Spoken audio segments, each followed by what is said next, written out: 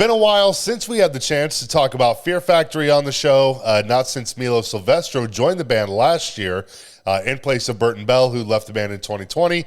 You'll have to forgive me for sounding like this, by the way, a little bit under the weather, so bear with me. But anyways, back then when we last talked about it, kind of did a video sort of recapping the band's tumultuous history, all the drama that they've had between all of the members, and mainly the classic lineup of Dino Cazares, Burton C. Bell, Raymond Herrera, and Christian Old Wolbers. But just recently, though, Dino did an interview on the Life Is Peachy podcast where he explained why a reunion of the classic lineup would not work. And it is worth pointing out that at this point, Dino is now the only remaining classic member of Fear Factory. Of course, we got Milo on vocals, Tony Campos from Static X on bass. He's been in since 2015, I believe. And then drummer Pete Weber. And to have proper context for what Dino said in that interview with Life Is Peachy, I'll just kind of bullet point, quickly go through some of the key points from that last video I did. That was almost 2 years ago now. So we'll do like the Spark Notes or Cliff Notes version, basically, so that you have a little bit more context for when we get to the stuff that he said on Life Is Peachy. It might make a little bit more sense when you know the full backstory of the band. I will put a link to that original video in the description if you want to check it out and get caught up. But anyways, in 2002, just a year after Digimortal's release in 2001, the band split up mostly due to issues between Dino and Burton C. Bell. And not too long after that, Burton started his Ascension of the Watchers project, which I believe he's still doing to this day.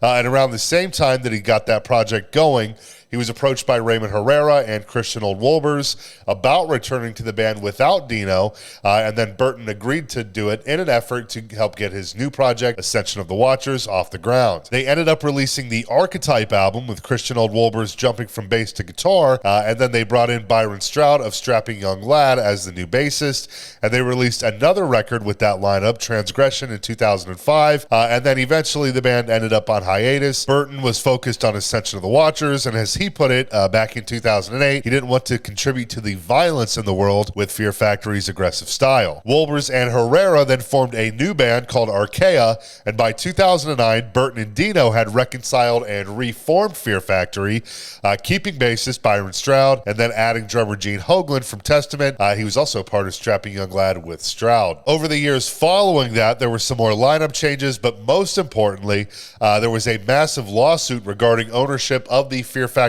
brand, but that came to an end in 2020, the same year Burton most recently left, and that lawsuit went on for at least a few years. It was a total mess, and it ended with Dino gaining sole ownership of the name by supposedly outbidding Raymond and Christian, and then Burton had at one point filed for bankruptcy, and then his assets, including his share of the Fear Factory name, were put up for auction, and then Dino obtained full ownership, and then according to Dino in that Life Is Peachy podcast, Burton owes Christian and Raymond $1 million, and if I understand correctly, I'm not 100% sure how this stuff works, but a portion of Fear Factory's royalties from performing live to this day actually goes to pay Burton's debt to those guys because according to Dino, quote, "So in reality, me playing the Fear Factory songs live goes to pay back Burton's debt to those guys, but Burton doesn't see that." So that's basically the gist of all of this. Again, I will put a link to the old video down in the description. Way more detailed than what we just quickly touched on there. So you can check that out if you want. But now moving on to the main thing, Dino spoke about the possibility or lack thereof of a classic Fear Factory reunion where he said, "Listen, sure, it's easy for all four of us to get together, but it wouldn't be easy to do business with them. It wouldn't be easy to write songs with them, and it wouldn't be easy because somebody would have to be in control of that ship, and that would be me, not anybody else. That's not going to work. Look what happened to Jane's Addiction. They got back together. Burton pretty much said, fuck you, Dino. I'm not coming back. Fuck that. I'm over it." So I'm like, okay, I'll do what I normally do. Put a new version of the band together and fucking do it. It's not like I haven't been there before. I still have the fire, the drive, the passion to do this. And I think that's owed to the Fear Factory fans. The Fear Factory fans want to hear the Fear Factory songs like they are on the record. They want to hear the songs. They grew up with those songs. They still listen to those songs. And then when we go out there and play, we're going to give it the best that we can do. And it's pretty fucking good. Dino, I guess, was expecting to receive some negativity about the comments that he made from fans, because he then followed that up by saying, "Now, do you realize that when you put this episode out and you start sending stuff to all the metal sites, this is going to spark up some drama. It's also going to spark up some like, oh, isn't Dino over it by now? It's not that it's something I need to get over. It's just what happened. That's all it is. This is just a story. My story of what happened. That's all it is. And I have no ill will towards any of those other guys. None. As a matter of fact, I've spoken to Christian quite a few times already. I have no ill will towards those guys, but there are reasons why people are not in my life anymore. That is my choosing. I don't like to go back to people that have hurt me multiple times, and that's just how it is.